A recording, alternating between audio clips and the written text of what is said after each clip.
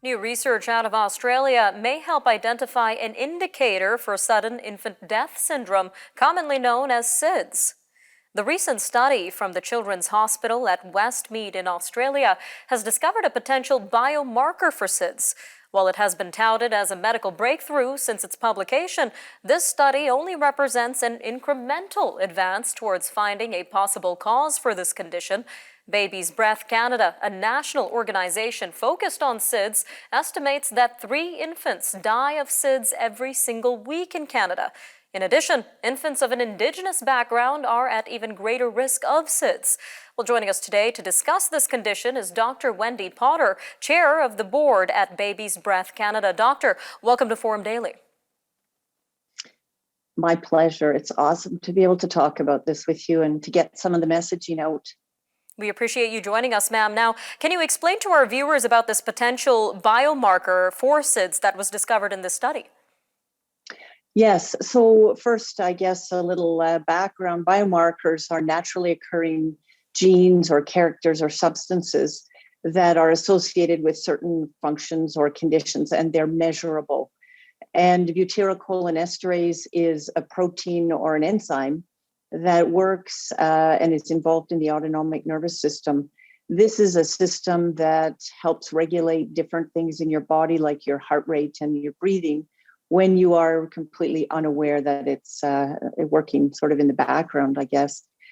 And the researchers in this study feel that butyrylcholinesterase might be a biomarker to help identify babies who may have an increased risk of dying of sudden infant death syndrome. That a deficit of this enzyme would alter the autonomic nervous system and its ability to influence the way babies are breathing, and perhaps the baby wouldn't arouse as it normally would.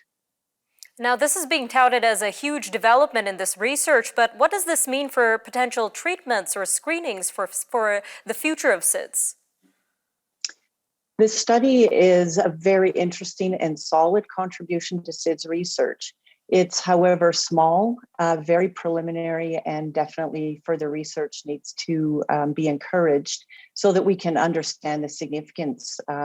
At this point, SIDS is considered an umbrella diagnosis, and it is not considered to be one cause fits all.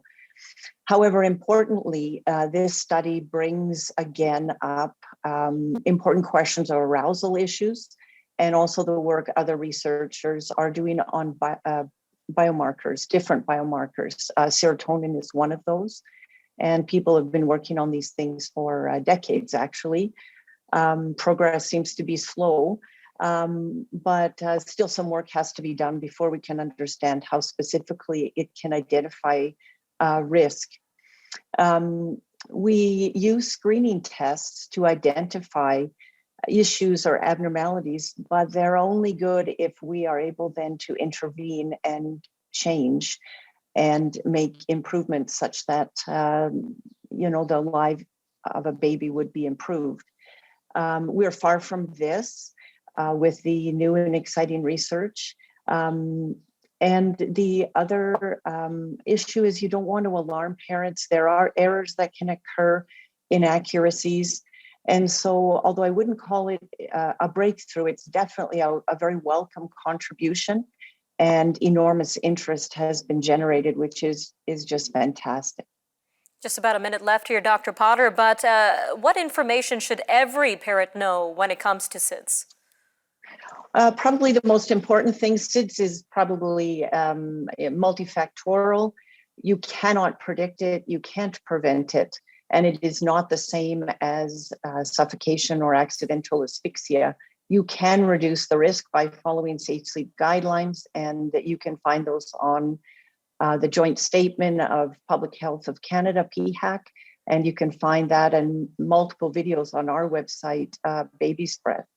It is probably related to a genetic or biological vulnerability, and research in that area really should be encouraged. Dr. Wendy Potter from Baby's Breath Canada, thank you again for your time today and sharing this with us. Thank you so much.